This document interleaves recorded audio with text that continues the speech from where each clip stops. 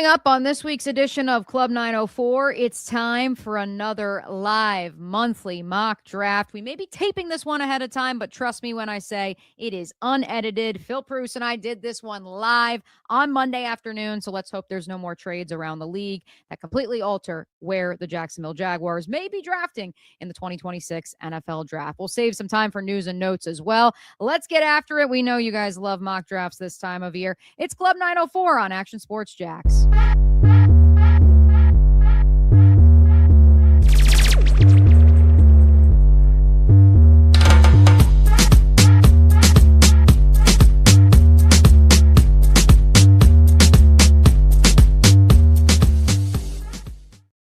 What is going on, party people? Hello from the past, the future, one way or another. We're excited to be with you here on this fine Tuesday afternoon. We're recording this podcast, though, on Monday, March 2nd. The league year begins technically 9 days from right now. The tampering window will open 1 week from now. The chaos will soon reign throughout the NFL, but we are fresh off the NFL Combine in Indianapolis, and so I wanted to make sure we took time before free agency to do another one of these live mock drafts. We did one with CBS Sports' JP Acosta last month. If you missed it, go back. All episodes of Club 904 available on demand at the Action Sports Jax YouTube page and wherever you get your podcasts. Thought it'd be fun to do another exercise of this little mock draft simulation, and who better?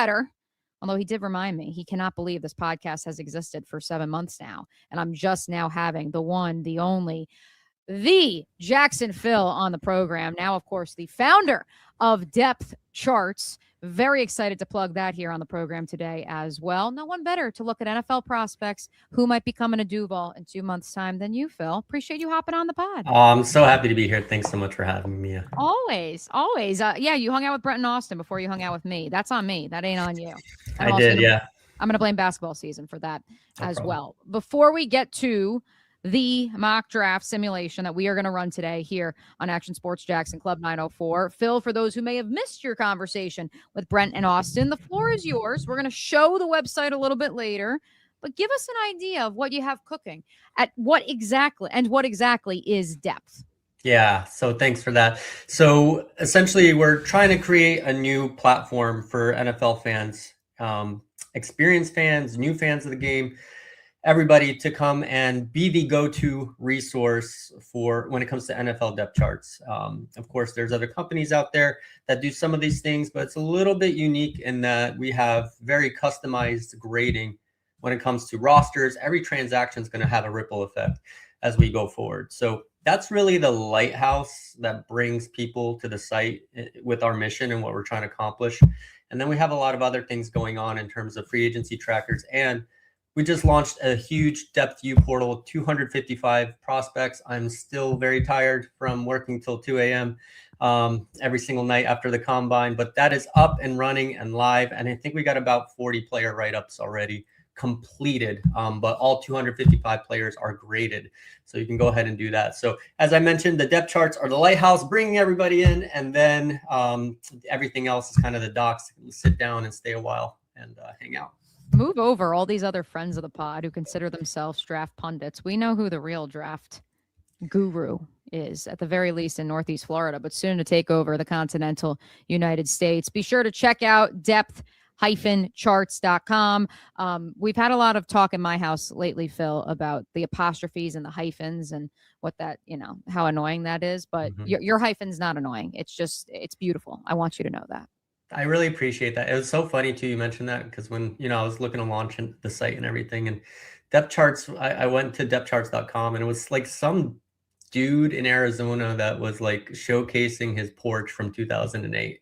And I'm like, seriously? I try to I try to finagle. It just wasn't happening, but we got depth type in charts, and it's going to work.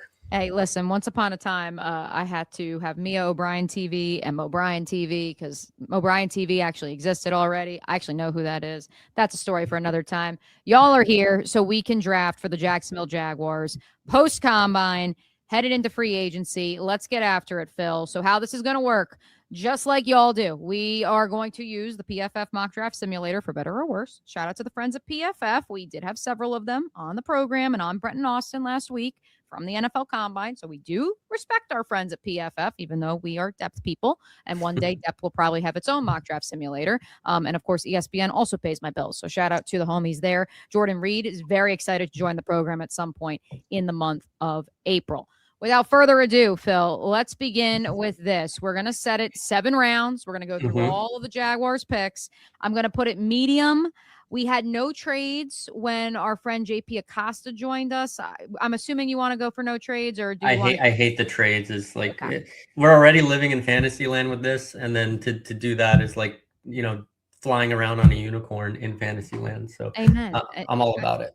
I do like unicorns, but I couldn't agree more. So here we go. I don't think I'm breaking any news when I say that Fernando Mendoza will go number 1 overall. Let's see who else from there is selected in the 55 picks ahead of the Jaguars. While we're waiting for the simulator to run through, do you think, Phil, there's a chance the Jaguars try to move up in this year's NFL draft, back into the first round or up the second? I do think there's a chance, but I don't think it'll be, if they do it, I don't think it's going to be like a pick for pick bundle type of thing. Or if somebody's kind of slipping that they like, I think what they'll try to do is maybe throw in a player like Walker Little to try to bridge that gap. You know what I mean? So like a pick swap plus a player and Walker Little is really a good one. And I've been thinking all along, like a team like the Browns that are picking higher up in that second round. I know they got Titus Howard today, but they still need a left tackle, and that could be a place that makes sense. And then also keep in mind the San Francisco 49ers with that Trent Williams situation. I'm sure Walker would love to go back to California.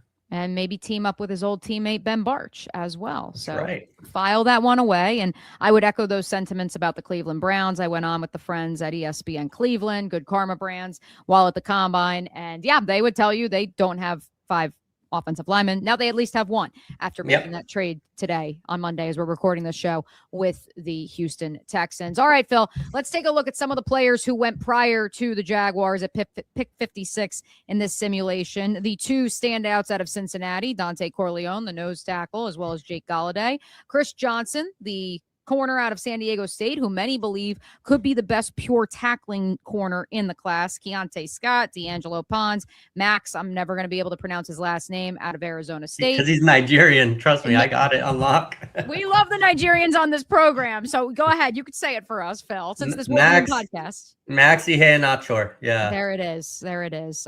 Foye Sade appreciates your pronunciation as well. Some players who are available for the Jaguars here at 56 at the top of PFF's board may not be at the top of our personal boards or Depth's board for that matter. Jeremy Bernard, Derek Moore, or I should say their schools. Jeremy Bernard out of Alabama, Derek Moore, the edge out of Michigan, Chase Basantis, the guard out of A&M, Jadarian Price, the backup running back to Jeremiah Love at Notre Dame, but to some he is not a backup. Josiah Trotter, the linebacker out of Missouri, Malachi Lawrence, the edge out of UCF, among others. I would add Max Clare, the tight end out of Ohio State, just because I find him interesting, as well as Kamari Ramsey, the safety out of USC. Phil, I'm going to keep scrolling down. If there's any name that, for you, the bell goes off, you say, this is the pick at 56, just shout it out. It's nuts that Jacob Rodriguez shouldn't be there. First at 56? I went on a rant the other day. He's the 15th player on the board for us. Like, whoa. I think he's going to be one of those things, like, that players, like, as we get closer, like, start to quote unquote rise, like they never really rose. They were just really good he checks every box. He literally, like, I think everybody was just assuming he was just some cumbersome oaf of a linebacker, with the mustache and the throwback, body style and everything. And then he just had the 9.52 RAS score at the Combine to kind of back everything up. So if he's there, the other player that I'm looking at right now, that you scrolled past was Dennis Sutton from Penn State. I think he had a 6.7 3-cone, and tested through the roof, and his film's so good, his production's so good, really good player. So it's a really tough pick for me between those two, because I don't think either of them will be there. I think Cassius Howell is more likely to be around than Dennis Sutton, just because he's very much a pick your flavor. And then Grayson Halton's another good one there. So those are the three kind of you really have to sit and think and talk about. I'm going to go with Jacob Rodriguez just because that hole is so huge, and there is nobody more tailor-made for Duval than Jacob Rodriguez. His wife is literally a U.S. Army Black Hawk helicopter pilot. She could do flyovers during the game and come down and check him out and see him take 2 picks back to the house. So also he has a mustache, and I saw plenty of folks on the timeline marveling at Jennings Dunker, the tackle out of Iowa's mullet, and saying that no one was better built for Duval, but maybe Jacob Rodriguez was. And look how pissed off I am. Look who just went right before us. Let me say. Oh, Grayson no. Halton. Oh, no. Well, let's talk about Grayson, because he certainly has been a fan favorite here on Club 904. He's a fan favorite in my household and yours. I got a chance to talk to him at the NFL Combine. I have only leaked the video to the folks over at the O'Brien NFL Notebook, which subscriptions do start at $5 per month. Free 7-day trial is ongoing. And of course, our Discord chat always popping off. That's where I sent the video. Because, I went around and I asked a couple prospects at the Combine, Phil, can you tell me what the definition of intangibly rich is? Even if James Gladstone's lexicon has expanded beyond that motif, I was just curious if anyone knew. And Grayson Halton may or may not have been the only player. And I talked to 7. I asked 7 different players, and they all punted on it, except for Grayson Halton. So I do think he's intangibly rich. I won't reveal what he said until the Jaguars pick him, hopefully at pick 81, and the Ravens don't take him. But why are so many of us, for those who may not know the Oklahoma defensive tackle, why are so many of us enamored with this undersized interior defensive lineman? Yeah, I think it's a light class for penetrators, right? So we're getting a lot of those big one-tech guys, the big citrus, Dominique Orange, and Lee Hunter, really for those quick twitch, penetrating, get you sacks, third and long type of guy that you want to put out there. The options are kind of few and far between. One sneaky one that I really like is Skylar Gill-Howard, who was injured for most of the season for Texas Tech. That's someone that if the Jags can't get someone early, that's somebody kind of later rounds where I could see some good value and very intangibly rich guy in that respect. And then Zane Durant is another freak, right? Those Penn State guys are all freaks on the hoof, in terms of testing and everything like that. But Halton is just like leverage king. He's getting underneath, he's pushing people back, twitchy for 6'2", 293, I think. So he's not small. He's not like one of those, I don't know if you remember Sheldon Day, like, he's barely 6 foot, but quick twitch and everything like that. So he's really what they need, right? Because what they need is that what killed them in the playoffs is not having that third and long closer, right? We have some third and medium options. You can move Trayvon inside next to Eric Armstead, but you really want 2 of those fastball guys. And they tried to do it and simulate it with Dewan Smoot inside and everything like that. It just wasn't as effective enough. You won't have to do that. He could actually play early downs, later downs. He's a really good option. So 2 things. Number one, could you see him being the pick at 56, which is incredible if I had told you that a month and a half ago, where people had him going in the 4th round? Is the answer yes? For sure. I think so. Yeah, it's just going to depend on who else is available, because this is one of those very weird drafts, right? It's kind of all over the place. Like I just told you, Jacob Rodriguez is 15 on our board. He's 84 on this PFF board. And we use a lot of PFF metrics when we do our grading, for the analytics score. So explain that one to me. But I definitely can see it, and like I said, you have to kind of also assess where the sweet spots are in the draft. And how much volume is available, right? I just said there's not a lot of those penetrators. So you might have to take one a little bit earlier than you want, because it is chock full of edges and wide receivers and wide tight ends too, right? Like they can get a really good tight end later on, not worried about it. So you might have to pull the trigger a little bit earlier on a guy like Grayson Halton. Wouldn't be a horrible pick. I'd be thrilled. So now to that end, and again, we're recording this Monday. It's 3:21 p.m. Eastern Standard Time, just in case we have to timestamp that. The Jaguars are going to have to restructure some deals. They're going to have to modify the roster as it currently stands, given they are somewhere between $13 to $15 million over the cap as of right now. And you mentioned that Dante Corleone, Big Citrus, Dominique Orange coming out of Iowa State. I know that those are sexy names to NFL draft fans, but those guys are nose tackles. You have Devon Hamilton under Mm-hmm. contract as of now for one more year. You have Eric Armstead under contract as of now for one more year.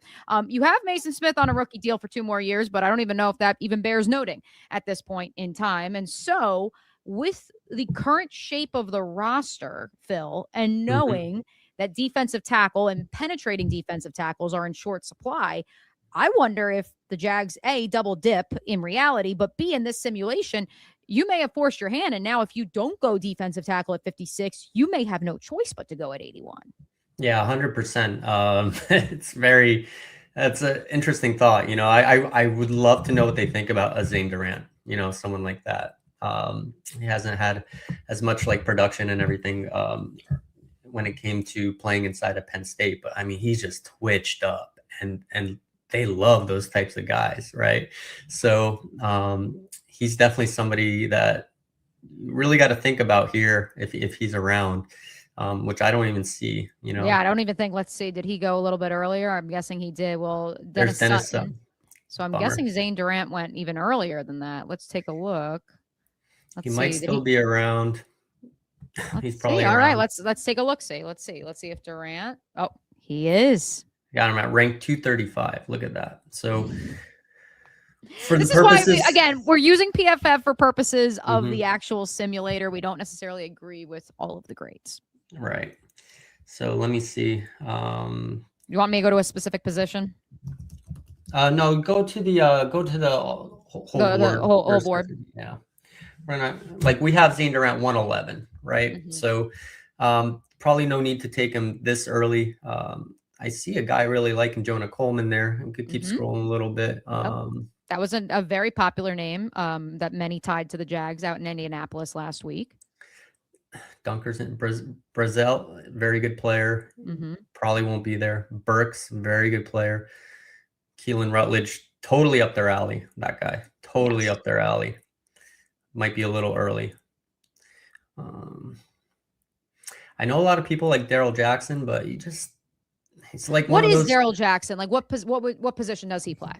He's 6'6", 315. So he's an interior defensive lineman, but like he's definition of like those look like Tarzan, play like Jane type guy. Okay. Like interesting. He looks like a freak. He was a 5-star recruit, twitched up as all get out. But I don't know if it was just they didn't care this year at Florida State or what it was. But whenever you're that much bigger, faster, stronger than everybody else at the collegiate level, and you're not just wrecking shop, it's always a huge red flag for me. Like the big guy last year was Shamar Stewart, right? Like perfect 10.0 RAS, just like built in a lab, and then has like 2-3 sacks. Like, what's going on here? You should be able to just pick someone up and throw them aside and get to the quarterback every single play. I do want to note the Jags not only have pick 81 in the third round of this April's draft, they also have pick 88 and pick 100. So maybe that plays into your strategy. I'd also like to note, since our last mock draft that we did again with JP Acosta, you can find that on demand. We did the Arizona double dip, as we have coined it, Phil. We took both Trayden Stukes and Genesis Smith with 2 of those third round picks. At the time, Genesis Smith was ranked in PFF's 100s, or if not 200s, on the big board. Glad to see that he has moved up and is now their 100th overall ranked player, and Stukes is 105. It's funny. I just realized that Stukes was there. Like if I saw him earlier, it would be a no-brainer. Let's smash that Stukes button. Yep. He's so we have a few players that we put, the EA NCAA football game when they have like that green gem icon on the players that are like hidden gems, right? Yes. We put some on a few players, and Stukes was one of them because Stukes ended up 26th on the big board. So that's a big value there in terms of height, size, weight. Now, the thing that might freak some Jags fans out is my comp for him was Tyson Campbell. So that might freak some of you out, but it's just literally the build, right? Like how he's built and how he plays football. I like that pick a lot. Let's see if he can develop into that second cornerback on the outside and allow Jarian to be that fluid guy inside, outside, fourth corner. I would like to know, and I'm glad, not just that you made this pick, Phil, but I would like to know a lot of the conversations I had, big picture out in Indianapolis, revolved around this idea of both in the draft and in free agency. There are not a lot of true big bodied outside corners. They just don't exist. This is a nickel heavy draft class. Mm-hmm. And while, yes, inside outside versatility is now what everyone seemingly wants to showcase because with what's going on in Seattle, that's where you potentially get paid. I think there is still value in being one of those bigger outside corners, which is why, as subscribers to the Mo Bryan NFL Notebook know, Devin Moore out of Florida may go higher than a lot of people think just based off the measurables and the fact that he's got a lot of, or he doesn't have a lot, or like he has tread on the tires to be fair, but like he has a lot of game experience. Mm-hmm. Yeah, for sure. He's another one of those. He's 101 on our board. Like he's another one of those longer guys.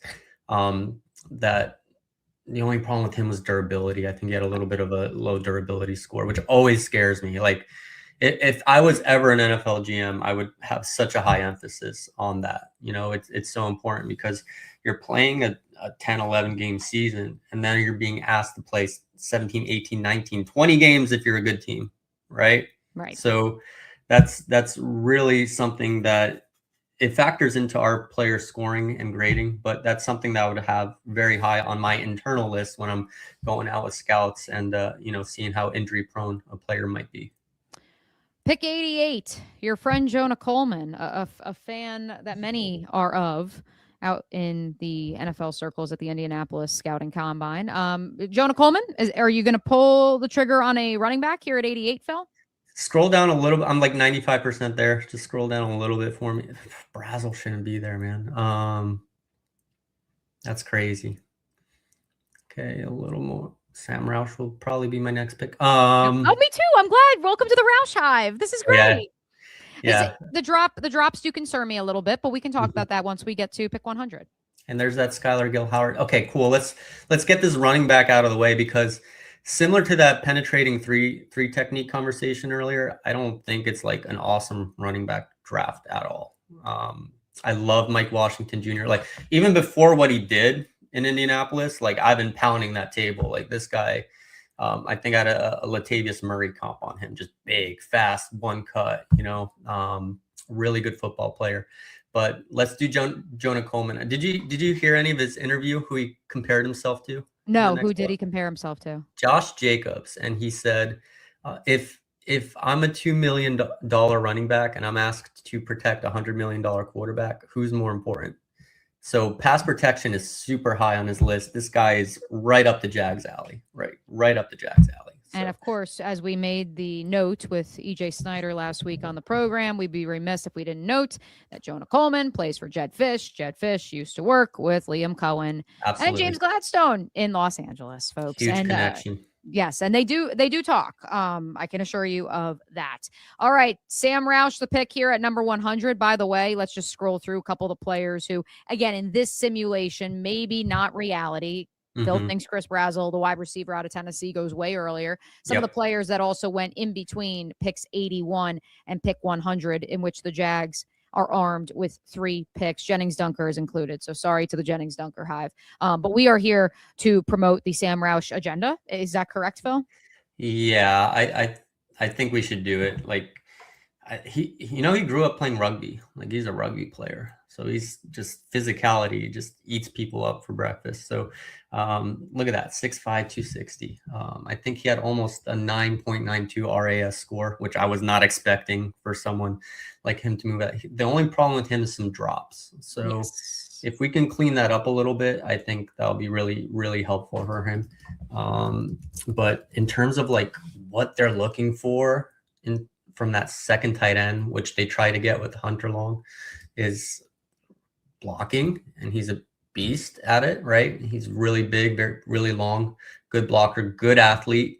It's just really the drops. I think he had a perfect block win rate. I'm looking at his profile right now on the other screen. He's really tailor-made. 6'6", 267 he weighed in at in Indianapolis. That's a big boy. That's like Darnell Washington almost, right? Well, we had some people on the pod last week who commented in, and again, my apologies. We're recording this a little bit early. I have some ASUN tournament duties, and that's why we're recording this pod early. But you, of course, can still leave your comments here live on Action Sports Jacks. But we had some folks last week, Phil, who chimed in and said they want to trade for Darnell Washington. Just get your own. That's how I feel. I'm like, get your own on a rookie deal that you're not gonna have to pay. You can get him in the 4th round, and also they're gonna bring Quentin Morris back, like I would assume, on a cheap deal because they love. Yeah, for sure. And for sure, you can bring him back. I think with Sam Roush, 2 other notes that I think are really important to view. When you watch him, you have to view through this lens, folks. Number one, he played on, I don't want to say as crappy a Stanford team as you're going to see, but ultimately, and this is point number 2, his dedication to Stanford never wavered. He never left. He stayed all 4 years, and that needs to be noted because in a day and age where it would have been easy for him to hop in the portal and go elsewhere, take a bag, he did not. And I think that that's really important to note. Additionally, who was throwing him the football? I don't want to compare this because I have immense respect for CJ Beathard, once upon a time a Jaguar. I don't want to compare this because every draft cycle I seemingly say this guy's the next George Kittle. But ultimately, when I was covering George at Iowa and he had 6 touchdowns his junior year and his cousin Henry Krieger-Coble had 4 or 5 or whatever it was, and no one seemingly recognized the fact that, hey, these 2 dudes are like pretty good, especially the young one, and they just need a dynamic offense around them. Lo and behold, here we are, almost a decade later, and Kyle Shanahan has been able to not only take that prophecy and bring it to fruition, but now George could be on a fast track eventually at some point in time to at least a Hall of Fame conversation. And so that's where I always look at situations where maybe the quarterback and the actual infrastructure is not great, but if the player themselves presents some sort of talent that you say, hey, this will fit our system, maybe you coach the drops out of him. Kittle had durability concerns. And while, yes, he's had injuries in the league, I would argue he's one of the tougher dudes to try and bring down. For sure. For sure. In the same vein, then, we will draft Sam Roush with pick 100 for the Jacksonville Jaguars in this simulation. Before we get, and I'm not even going to offer a trade, we'll just press resume draft here momentarily. Before we get to day 3 of the simulation, your thoughts on our 4 picks, so far, Phil, before we take our first break here on today's edition of Club 904. I think Jags fans are freaking the F out because we have not addressed the biggest need on the team, which is defensive line, right? But like I mentioned before, there's some really sneaky good options, and the scouting department's really, really clever and smart. So plus never rule out an addition in free agency, right? So in terms of value, number 1, and 2, like Jaguar DNA, like, is this the Jaguar DNA class? I think we're in a really good spot with Jacob Rodriguez, Traden Stukes, Jonah Coleman, Sam Roush. We'll take care of the rest after the break. Yeah, amen to that. And I also think all 4 of those guys could start if they needed to. Year 1. Did she just say that? We'll be right back with day 3 of this month, I should say, and this week's simulation here on Club 904 after this.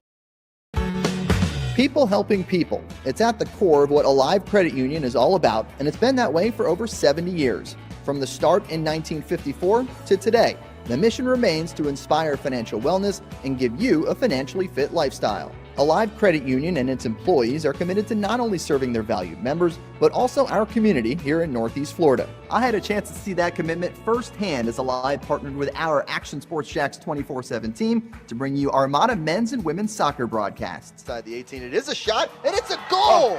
Chloe Chivers. And that connection to the community continues with Alive Credit Union's support of the Police Athletic League of Jacksonville. Alive Credit Union's commitment to our community also involves serving the financial needs of all first responders through the recent merger partnership with City and Police Federal Credit Union. Join the community and become a member of Alive Credit Union today. Find out the many ways you can be inspired in financial wellness at alivecu.coop. Most of us know how to throw.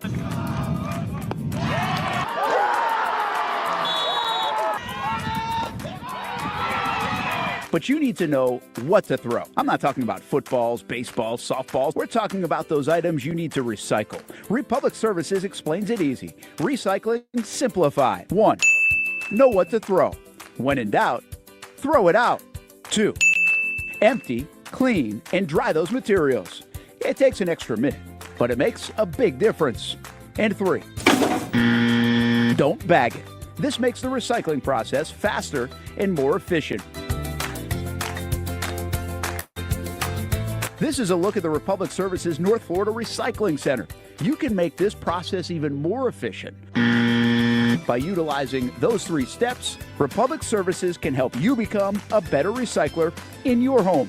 Learn more at recyclingsimplified.com. If you look good, you feel good. And the medical professionals here at Ponte Vedra Vein and Aesthetics are here to make you feel your best.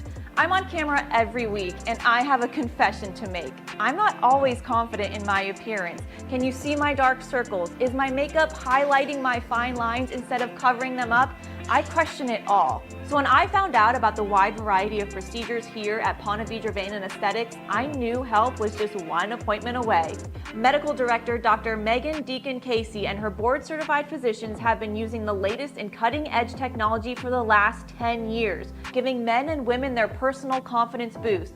From Botox, fillers, Morpheus 8, and so much more. The hardest part was figuring out what I needed. Thankfully, the medical team walked me through what would work best for me through a free consultation. Come look and feel your best with the team here at Ponte Vedra Vein and Aesthetics.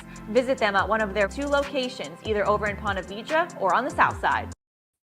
Welcome back to today's episode of Club 904. Mia O'Brien hanging out with Fillip Prus of Depth. We will give him another opportunity to plug that new site that is going to be a handy tool for all of you ball knowers out there in the Club 904 Action Sports Jacks universe. As always, if you haven't already, make sure you like and subscribe to the Action Sports Jacks podcast network, the YouTube channel, Twitter, wherever you are watching from. And be sure to check out Phil's work over at not just Jacksonville, but at Depth as well, at Depth_charts. And it's got the hyphen on the website. We have gotten through day 2 of the would-be draft for the Jaguars. We're going to do one of ththese mock draft simulations with a friend of the pod once a month leading into April's draft. So we had JP last month, Phil this month. So far in this simulation, the Jaguars have not selected a defensive tackle. And that would mean, Phil, that they went all of last year's draft. James Gladstone's first as the GM. And now through 2 days of the 2026 draft, and they would not have drafted an interior defensive lineman. People would be panicking, but you're not. Why? No, because it's so deep. And I, as most people do, right? I have a couple of these pet prospects, right? That you kind of have in your back pocket that will slide for whatever the reason, right? And one of those people we actually already talked about, and that's Skylar Gill-Howard. So let's see if he might want to join his teammate, Jacob Rodriguez in Duval. Let's see. Does he get selected? Does he get swiped up in this simulation? He does by the Atlanta Falcons. And so if Skylar Gill-Howard, again, we're not doing trades in today's scenario, if he was to be scooped up, which let's just take a second and address the Texas Tech interior lineman, who I also got a chance to speak with at the NFL Combine last week, really came away impressed with how well-spoken he is, certainly how he carries himself, his journey, intangibly rich as they come, as we like to say here in Duval, 6'1", 290. Why would he be a fit here in Jacksonville? Yeah, again, one of those penetrating types, very quick for lightning quick first step. The only reason we're not talking about him as a top 50, 60 player is because he got hurt and missed most of the season. And I know I sounded like a little bit of a hypocrite because earlier I talked about durability and all those things, but it seemed like one of those isolated freak things. And rehabbing great. He should be ready for the season, right? So want to see somebody like that in the fold in Duval. But since he's gone, there's really 2 players now that I'm kind of going back towards. And number one, we talked about Zane Durant, right? Yep. It freaks me out. He's like 235 on this simulation system. The other one, the other one I really like, and I kind of opened my eyes at the combine, is that guy right there, Caleb Proctor. I mean, he had 39 pressures, I think, last year, which, to put in perspective for a defensive interior lineman, is insane. Peter Woods had 11 or something, and he's considered to be by most of first round, early second round pick. So a little bit scary because it's that smaller school type of thing, right? But I don't think that it will scare this regime off, especially at this point. Now that you're in the 4th, you're betting on pure upside and pure athleticism and skill. So let's go with Caleb Proctor here. Right. We're going to take Caleb Proctor with pick 124 to the Jags. I would like to note while we wait for the rest of the simulation to run through, Phil, that we also have not selected an edge at this point for the Jags either. And that's also, I think, a conversation that is going to be had given the fact that, yes, they have those two now second-year players in BJ Green and Danny Strigow that they got an undrafted free agency. But beyond that, DeJuan Smoot is a pending free agent. Certainly, Emmanuel Ogbah, a pending free agent, was a healthy scratch down the stretch of the season. And so I do think that edge also is going to have to be addressed at some point in time, right? Yeah, absolutely. And luckily I have a bunch of like good pet profile projects for edge.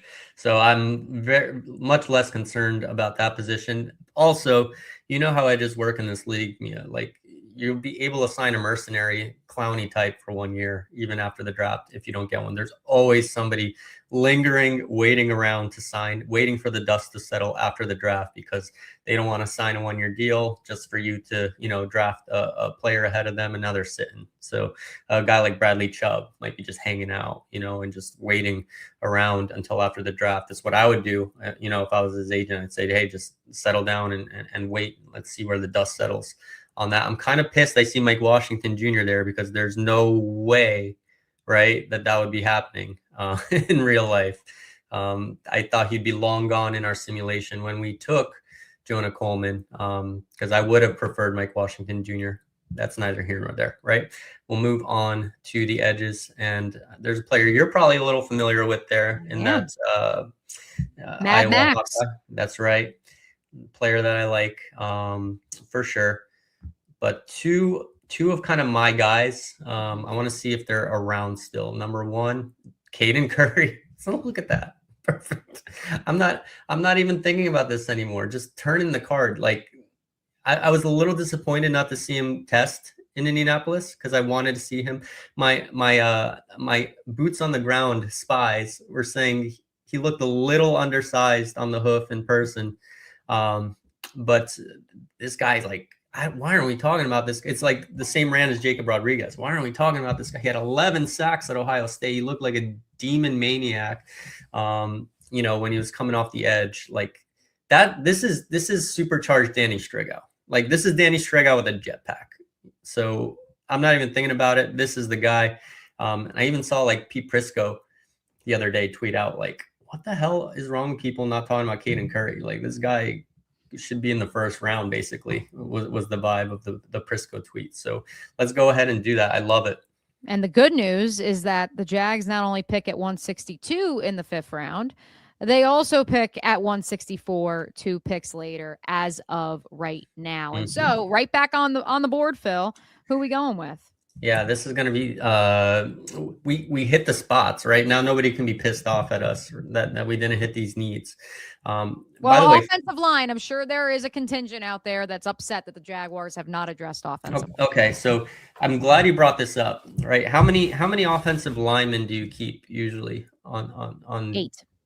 Okay, so assuming they don't cut like a McCary, which we're not expecting, right? Like $14 million dead cap if they did. Exactly, right? Like you have Wyatt Milam, Jonah Monheim, and Walker Little as your 3 behind. If you want to keep a 4th, you're probably going to cut Chuma. But if you don't, people are also forgetting they still have Cooper Hodges lingering around, and he's not like just some person to discard. Like they liked him in that building, from what I understand, right? And the new regime liked him enough that they're keeping him around. It's not That's just what I'm charity. saying. They believe that this is just another red shirt for him. Yep, and that's a guy who's taken some snaps, center, guard, tackle, right? Another one of those utility swing guys. So I get it. Like if you're trying to increase the ceiling of the offensive line, if you're trying to get a Vega Ioane from Penn State, right, which is not going to happen, then I get it. You want to increase. So I don't like McCary at all. Like I've been very vocal about it. Even when they signed him, I was like,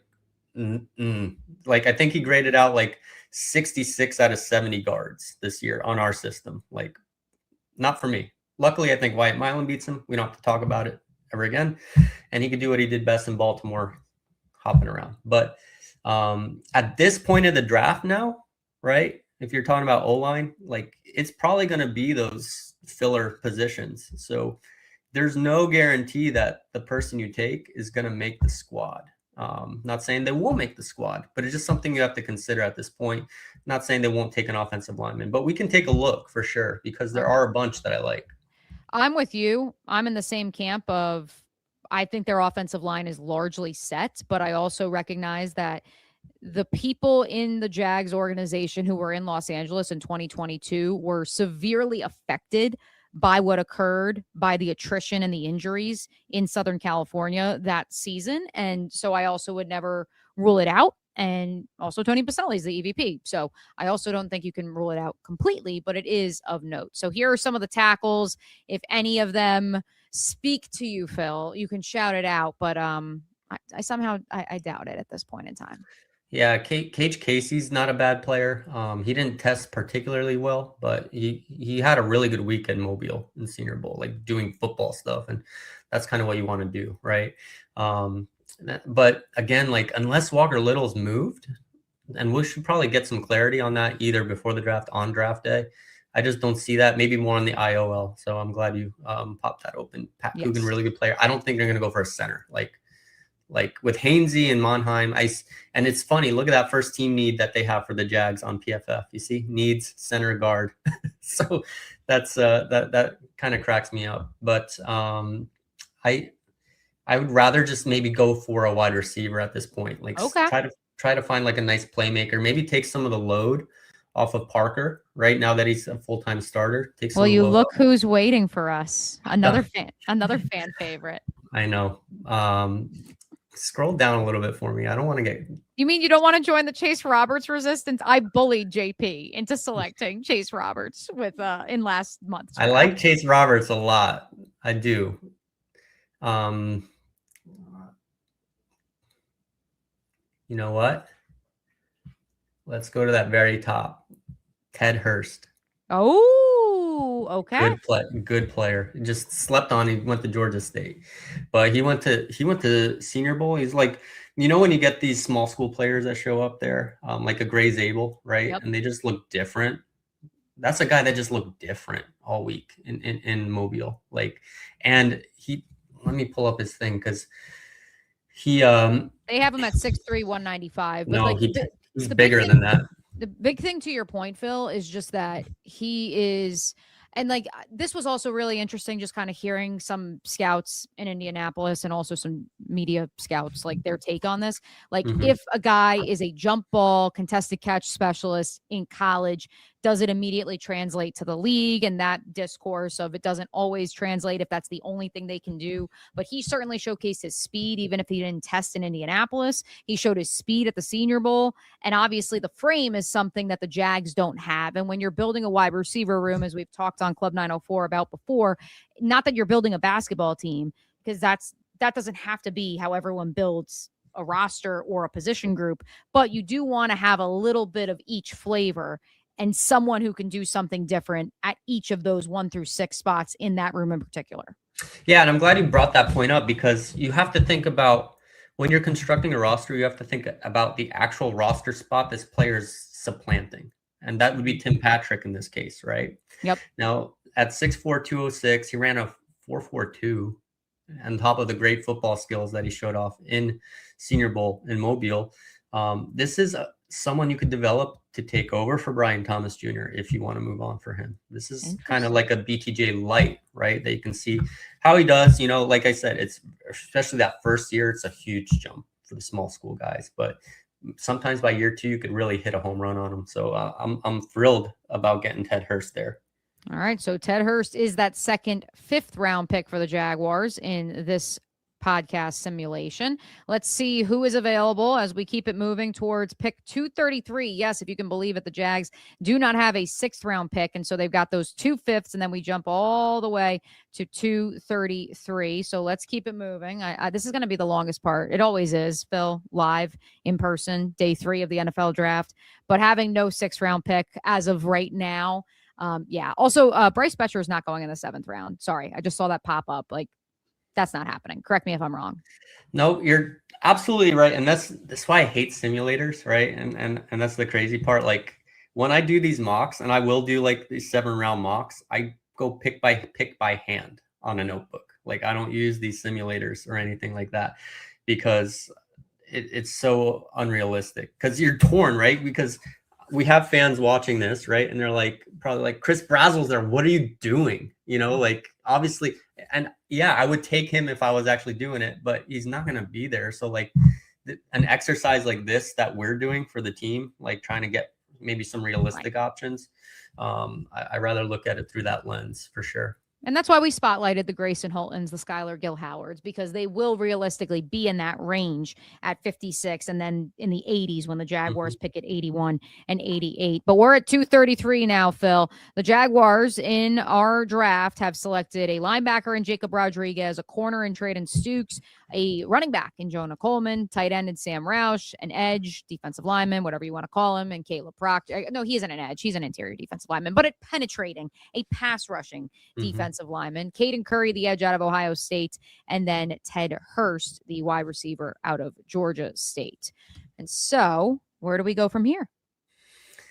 Well, I see who's there, but again, won't be there in reality. Exactly. That's the tough part because that's a no-brainer for anyone watching, right? Like it would be Zane Durant without question. He's just too explosive to fall this far unless there's a character red flag we don't know about. So can we take him? Sure. Let's kind of see since we're running. Ooh, Eli. Yes, another one of my diamonds for sure as well. Let's go ahead and do it. Again, I don't think you'll be there, but you know.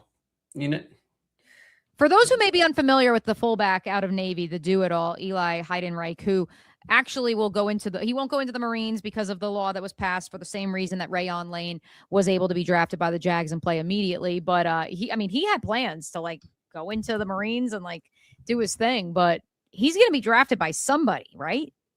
Yeah, for sure. And if people want to be pissed off about Zane Durant being there, the other player that we can potentially consider here is the other Navy defensive interior lineman. Yes. I think let's find him. Landon Robinson. Landon Robinson, right? Yeah. That's another player I think the Jags would really like. Look, rank 310. Like, don't sleep on this guy. This guy's built like a fire hydrant. He's really low to the ground. Again, I think that 6 foot might be generous. I want to see.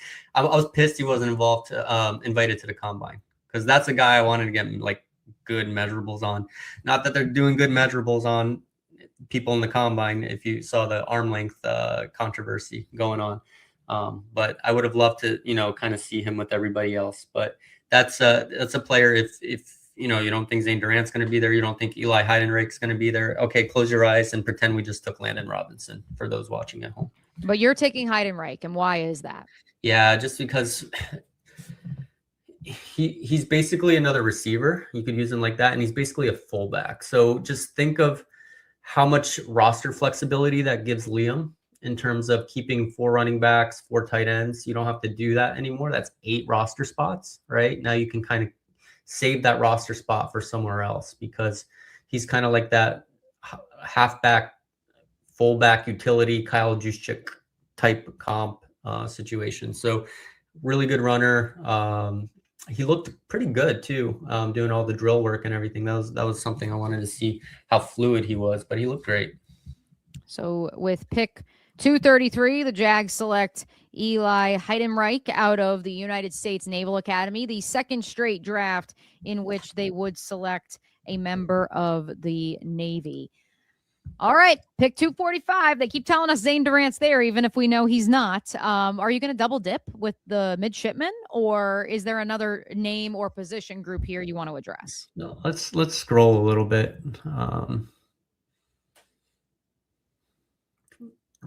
There we go. Riley.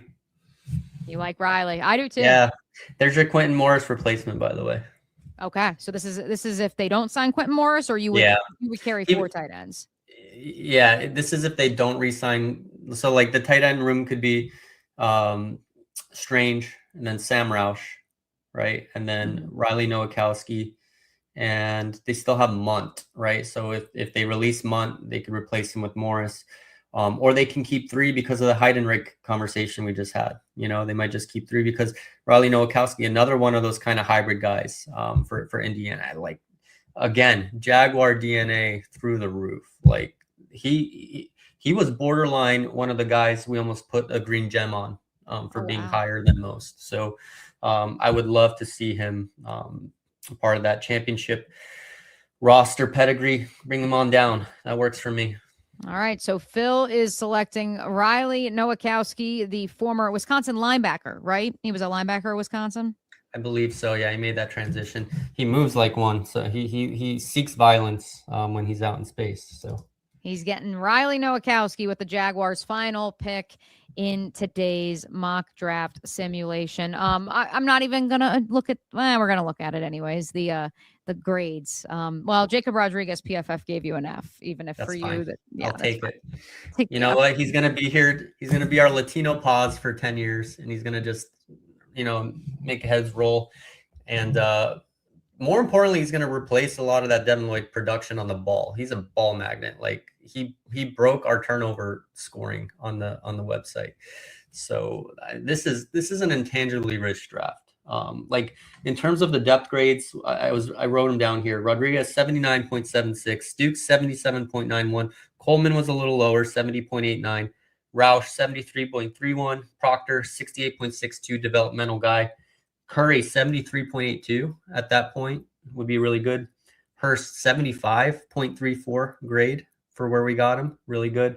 Heidenreich 70.53 and Riley Nowakowski 68.52, which they don't sound like great grades, but in our grading system, that's a really useful player. Especially once you're hitting that 75 mark, that's a starter in our grading systems. So.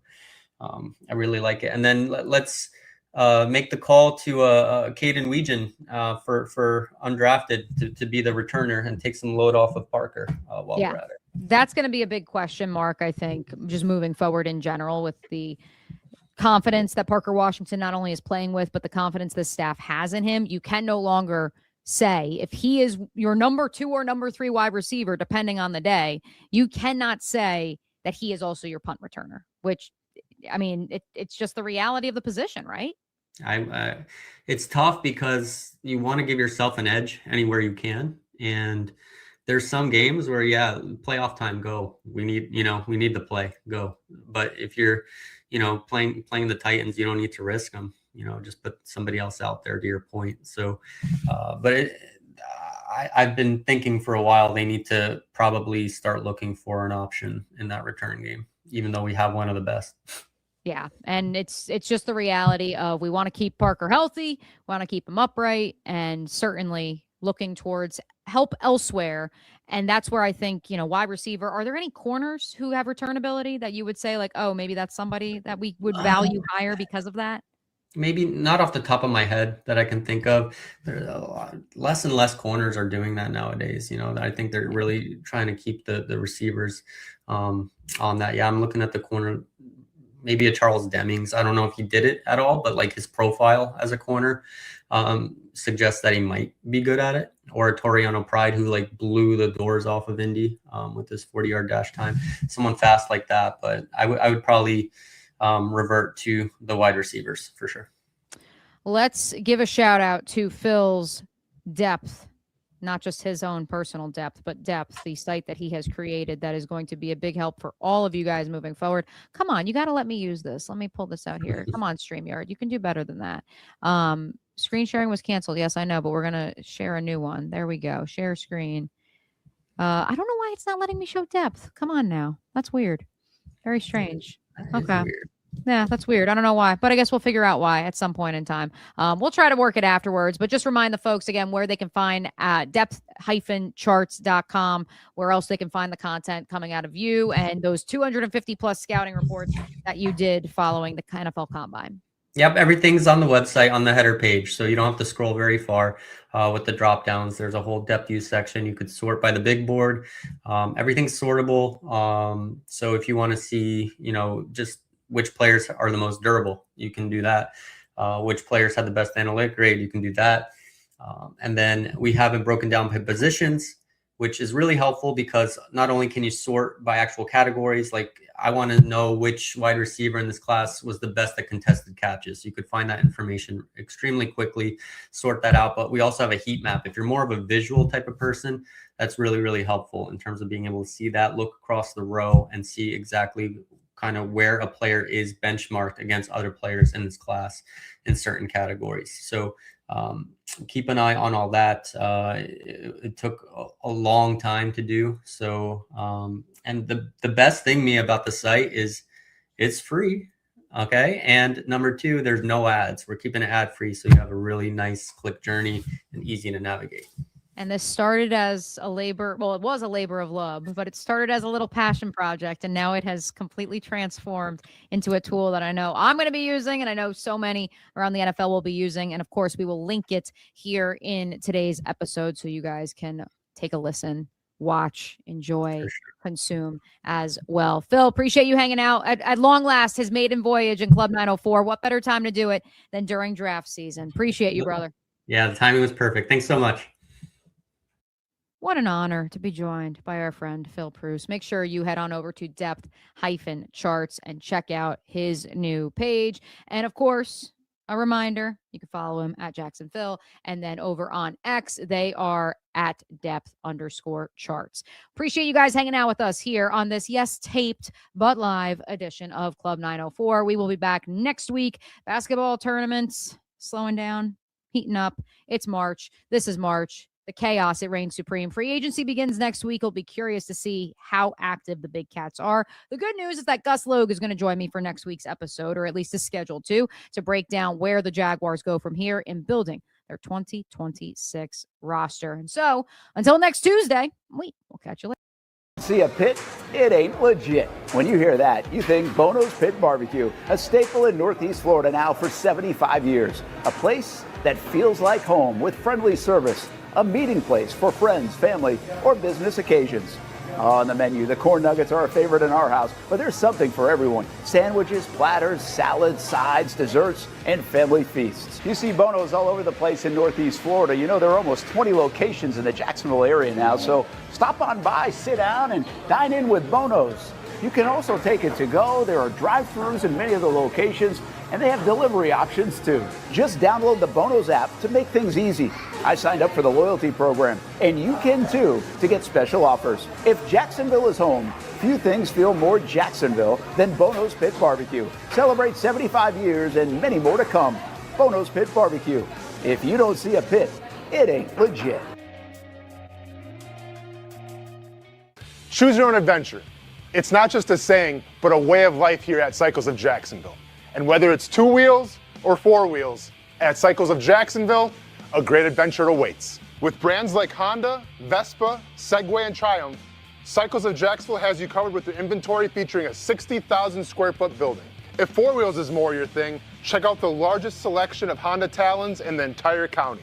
No matter what you're looking for, Cycles of Jacksonville is going to have the selection you need, all with great financing and rebates. Plus, if you're active duty military, Cycles of Jacksonville will offer you 0% financing along with great discounts for military and first responders. And when you want to get off the road and set sail, Cycles of Jacksonville has you covered with everything you need to get on the water. So if you're ready for a great adventure, let Cycles of Jacksonville be your guide. Located off Atlantic Boulevard, or check out their website at cyclesofjacksonville.com.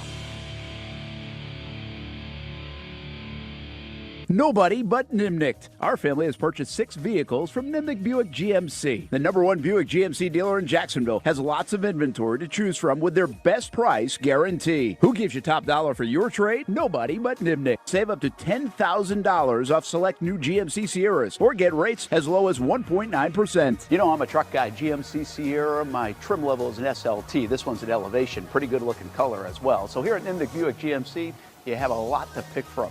My father-in-law, he drives this, an Enclave, so I feel like that GMC in the family. 2025 is coming around the corner, which means it's almost time to close out those 2024s this summer. You can schedule a test drive at NimnichtBuickGMC.com. And while you're